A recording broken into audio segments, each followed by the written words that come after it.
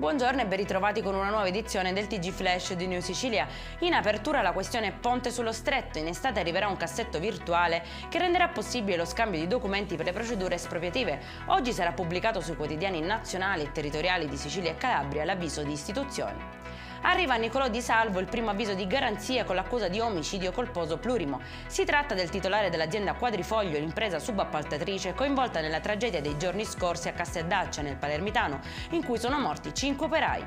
Confermata la confisca di primo grado emessa nel febbraio del 2022 riguardante il patrimonio degli eredi di Mario Marchese, deceduto il 14 aprile 2016 e che ora entra definitivamente a far parte del patrimonio dello Stato. Si tratta di beni del valore di circa 1 milione di euro. Momenti di apprensione nel messinese si cerca la 17enne Denise Darro. Si sarebbe allontanata col suo cagnolino il 2 maggio scorso. A denunciare l'allontanamento volontario la madre. La minorenne risiede a Taormina con i genitori nella frazione Trappitello.